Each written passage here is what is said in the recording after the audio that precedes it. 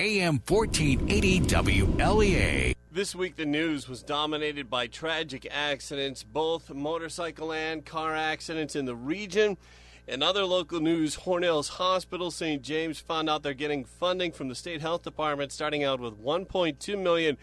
Hospital officials hope that'll keep things steady at St. James in Hornell. We have two guests today, Albany reporter Kyle Hughes in segment 1, State Senator Cathy Young in segment 2. It's time for Top Story on AM 1480 WLEA Hornell. Here's Ryan O'Neill. Well, first off, Kyle Hughes, thanks for joining us.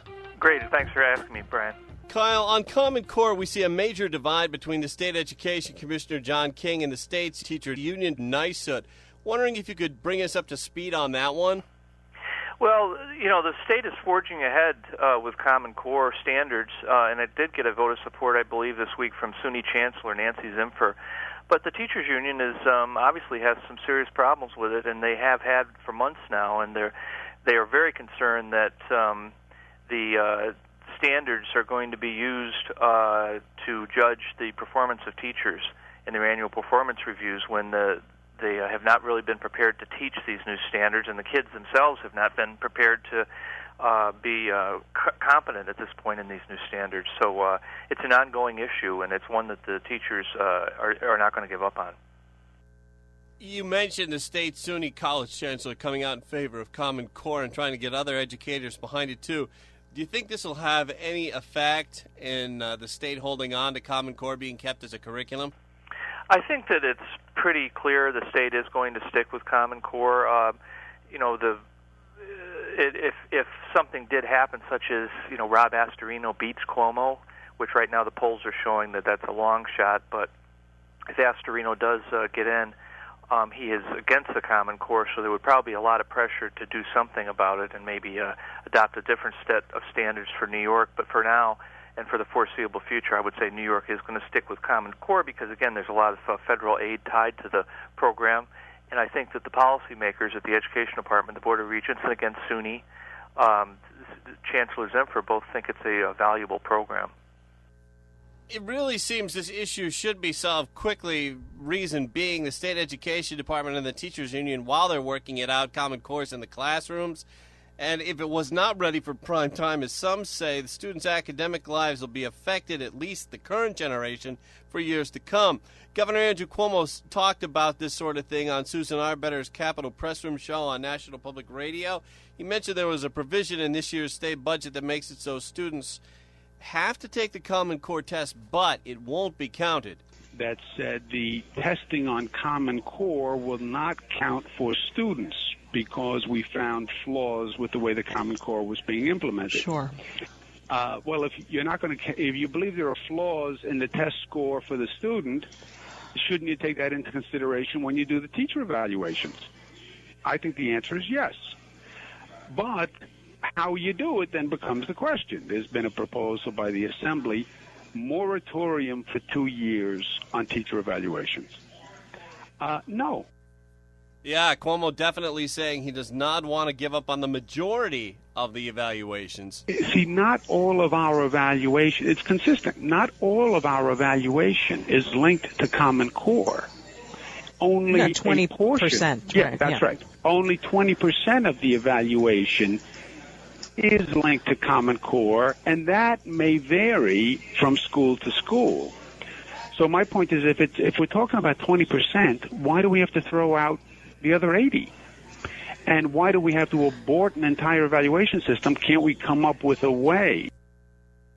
And Cuomo did allude to that later on. He spoke, I believe, I don't know if he spoke to the New York Daily News, but they quoted him as saying that he would adjust the teacher evaluations, but not totally back off on them.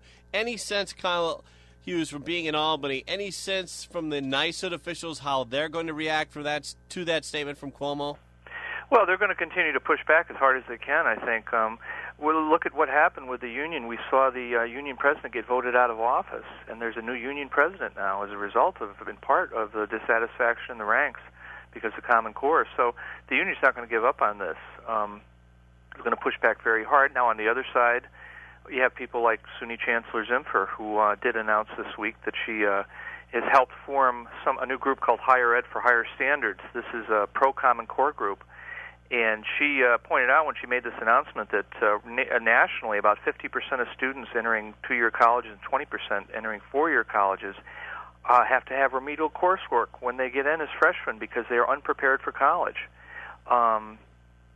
This is a problem. It's particularly bad at CUNY, the City University of New York, which again is another state college, downstate, and it's a problem at SUNY as well. So on the one hand, you have the teachers asserting their rights and making sure that they're protecting their members from any kind of unfair evaluations. The other hand, we see something obviously needs to be done to raise standards in schools, and right now Common Core is the system that New York officials are supporting. Moving on to the issue of medical marijuana, Governor Cuomo was on NPR's Capitol Press Room show. It was that same show talking with Susan Arbetter about medical marijuana. Cuomo, it seems to have a sense of both sides of the issue on this one. Talking about setting up a system that will grow, sell, distribute marijuana. And this raises a lot of questions, makes law enforcement very nervous. As you mentioned, we're talking about a heroin epidemic. Marijuana is considered a gateway drug. So these are serious. This is a big step. This is not a small initiative. So doing it right is very important. So you can hear from Cuomo speaking that he does have a sense of both sides of the argument, though he did approve through executive order medical marijuana medicine for young people suffering from epilepsy. Any idea how he's going to act on this one when push comes to shove and he really has to make a full decision on medical marijuana for more cases? Any idea there in Albany from the corridors and talking to people, Kyle? I think that they will come up with an agreement to have a limited rollout of medical marijuana, only because there seems to be a consensus that this is a good thing, even among many doctors for certain patients. It's not going to be what we see in California, where there are these clinics popping up on street corners, and people can go in and get marijuana in baggies. And so it's going to be a different system. It will be probably health facility based, and it will be maybe perhaps even limited to certain illnesses such as epilepsy. But I'm pretty confident the state will do something. And it's given this an election year, it might not be too surprising if they did come back and did something in the fall right before the election, because that would get them a lot of positive press, I think. Hydrofracking, despite all the pressure from both sides of that argument, no decision on fracking yet. Now, that's not a legislative decision as much as it is a government agency decision. Kyle, are you hearing anything on that one? No, Cuomo just appears to have this on ice, so to speak. And I know from speaking to the anti-fracking people, they are very concerned and worried that what's going to happen is that after the election, he's going to say, well, I'm going to allow fracking in communities that want it. So they are pushing right now for a moratorium, I think a 3-year moratorium on any fracking, because they simply don't trust the governor, because he has dragged this out. The review that's been underway by the Environmental Conservation Department as well as the Health Department. We're talking with Albany reporter Kyle Hughes of NYS.com. Kyle, story broke on Friday about Rob Astorino demanding to know why Governor Andrew Cuomo is not allowing assessors into Governor Cuomo's Westchester County home. Well, I think that this is potentially could be a very big issue in the election.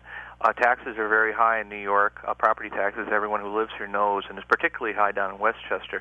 In this case, the local newspaper down there, the Gannett paper, Journal News, has been reporting on the fact that governor's residence that he lives in, this is owned by his girlfriend, Sandra Lee, who's the television personality.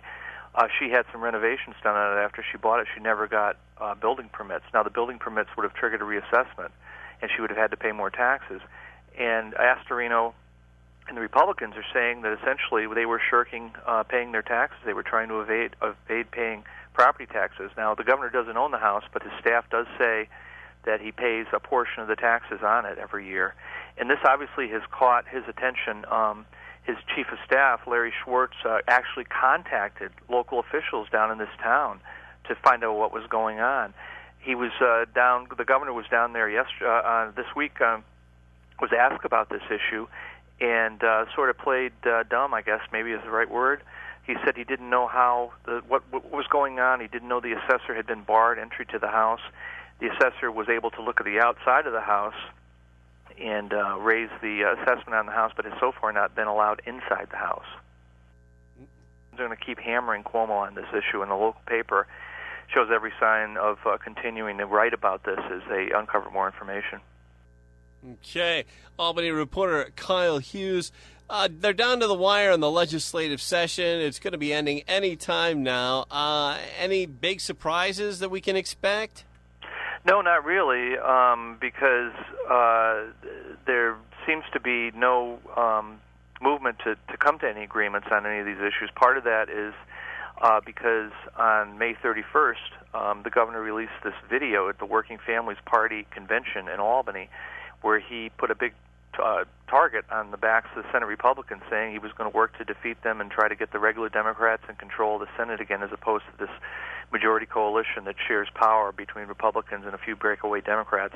When that happened, I think that really sucked the oxygen out of the room in terms of the Republicans wanting to do anything and go out on a limb for this guy, because the campaign is really underway now for control of the Senate, and we only have, I think, 4 days left on the calendar for the session, and it's highly unlikely anything of substance is going to be done in those 4 days. Well, on his national radio show, Sean Hannity has Jamie Dupree to keep him up on the national issues, and WLEA Hornell has Kyle Hughes of nysnews.com to fill us in on state news. Kyle Hughes, thanks a lot for coming on. Hey, thanks a lot, Brian. Thanks for keeping us up on the Albany news. Senator Cathy Young is next.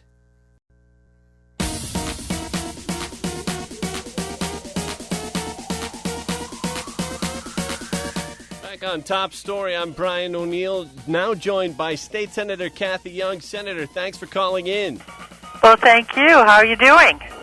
Doing well, and yourself? I'm doing great, thank you. Senator, you're on the Senate Health Committee. Wanted to ask you your thoughts on the demonstration this week at the state capitol. That was reported on by the Times Union. It said, and it showed video of protesters complaining about being ignored. They had hoped to get some legislation would be passed that would allow home health care aides to take care of certain duties that under current law only nurses could do. Your thoughts on that legislation and the situation where the protesters crammed into the hallways outside the assembly chambers? Well, certainly I'm very sympathetic to people with disabilities and have always fought to protect people's health. The legislation that they're asking for, however, would allow people who don't have the training or the credentialing to do more complex health care tasks, such as, for example, inserting a catheter when they aren't necessarily trained in doing it. So I believe very strongly that we have a responsibility as state legislators to protect people's health, but I think that the legislation that they're calling for could end up backfiring on people getting the best care possible. Senator, notice that in your tax relief legislation that passed in the state Senate, you had a tax deduction for teachers who buy school supplies for students. I hear about that a lot from teachers. Can you tell us about that? Well, actually, it's a great initiative, and we have so many dedicated teachers, and they constantly want to do what's right for the students in their classrooms, and oftentimes they go out and buy school supplies for the kids or do special projects, and they foot the bill themselves. And so this is a way to help give teachers the resources that they need so that they can properly supply their classrooms. And I hear about it all the time, too, from teachers, that they are spending their own money. And I believe that we should put something in place, a mechanism in place, so that it would be, a tax credit that they could tap into so that they can be as creative and provide the best education possible to our kids. On Common Core, the State Education Commissioner John King came out in an online interview this week. It was the Poughkeepsie Journal that he gave that interview, and he said that the reason Common Core had a tough rollout was because of all the bad publicity generated by Common Core opponents. One factor is that there's a lot of misinformation about the Common Core. I mean, you've seen it on social media. Sure. Misinformation that the Common Core was imposed by the federal government, that it's a conspiracy of corporations, that it's a conspiracy of the Obama administration, various inaccurate statements about how the standards were developed, what the standards require. Senator Young, your reaction to what King said there about the misinformation about Common Core? Well, I get my information from the people who I serve, and we had heard from countless parents who were concerned about the over-testing, parents who were concerned about the privacy issue and data sharing of their child's information with third-party entities when it wasn't clear how that information would be used. And so those issues, I believe, were addressed in the state budget, but there was a lot of miscommunication, and I just believe that when they rolled out Common Core, it wasn't ready for prime time, and so I believe that the state education department is the entity that was responsible for that, and I know that parents have told me that their children were having stomach aches, upset, crying because of over-testing. The information hadn't even been taught yet in the school, and yet the students were being tested on it. Those kinds of things aren't right. So I'm not sure it was a misinformation campaign. I think it was just people who were experiencing Common Core who were upset about it. 100% agreed. Senator, New York City Cardinal Timothy Dolan says over 200 Catholic schools have closed in the last 15 years, and he's campaigning to get Catholics in New York State to tell their legislators to pass the private school education tax credit. Wondering where you stand on that issue. Well, actually, that was included in our Senate One House budget. We think that there should be a balance in the state. We put over $1 billion into public education in this past budget that we passed in March, and so this is a way to help other students. And I believe that we have a responsibility as legislators to support all the students across the state and make sure that they're all getting the best education possible. And so I support it. We'll see what happens in the final budget. But at the same time, we need to make sure that we are supporting our public schools also, and that's why I work so hard during the budget process to really do a lot as far as reducing the gap elimination adjustment that was put into place in 2009 and 10 when New York City controlled all the state legislature and the governor's office. That actually hurt our public schools all across the state, and the Senate Republicans have been working very hard to eliminate the GEA, the gap elimination adjustment. We made great progress this year, and my goal is to fully eliminate it this coming budget year so that our schools can have more opportunities and have the funding that they need. That's something you hear a lot about as a reporter covering school board meetings. Down to just a couple of minutes, Senator. Was there anything else that you'd like to cover? Well, it's the end of session, and I have several priorities that I'm working on. For example, I have an initiative called Homes for Heroes. As we know, we have many brave veterans who are coming home from war, or we have many veterans who are older now. They may have served in Korea, World War II, Vietnam, and they may have some sort of physical disability that causes challenges for them at home, and they may need to have modifications made to their homes, such as wheelchair ramps and so on.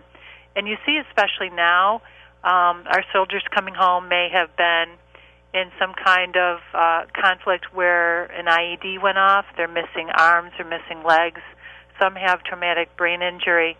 And so I want to do something special to help our veterans.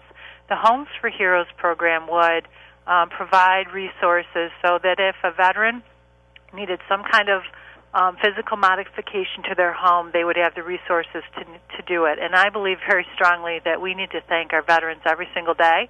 This is a way to show them appreciation, but also make sure that they get the help that they need because of what they've done to protect our freedom. So I'm looking to pass that bill. We'll be passing it early this coming week, and I'm hopeful that the Assembly will take it up and pass it too. Senator, I know this is more of a Congressman Tom Reed question, but wondering, with the VA scandal, had you heard anything on that issue from the voters and constituents in your district? You know, I think people all around the country, and certainly in my Senate district, are very concerned about the VA scandal, and, we need to make sure that we're doing all that we can to provide our veterans with the health care that they need and deserve. So I have heard from a few people about it. I do think most people understand that it's a federal issue, though, and we always make sure that we refer things to Congressman Reed's office, and he's always very, very responsible and responsive to his constituents. Okay, Senator Cathy Young, I did have one more final question. Back to the Homes for Heroes, is there anything that listeners can do to be involved with that? Yeah, I think so. I mean, if they would like to send emails or calls of support, that would be helpful. If they wanted to contact their assembly members, that would be helpful too. I know that Assemblyman Noje, Assemblyman Palmisano, Assemblyman Giglio are all very supportive of our veterans and are supportive of this program. But I always love to hear from people because people should be able to articulate their concerns and their ideas to their representatives. And so the more the merrier. The more I hear from people, the better. And we always get back to people. So I would encourage people, if they're interested in the program, they should contact me or their assembly members. Yes, and I heard from one Albany staffer that you personally respond to most of those. I do. I review every constituent case that comes in. I review every letter. I personally sign every letter. Oftentimes I call constituents back myself. And we get thousands and thousands of those every single year. But I like to be in touch with people, and I feel very strongly that I can't represent people unless I know what's important to them. So it's great when I hear from my constituents, and I hope they continue to contact me. State Senator Cathy Young, always great having you on. Thank you, Brian, so much. I'm Brian O'Neill. Stay with us. InfoTrack is next. InfoTrack is next. InfoTrack is next.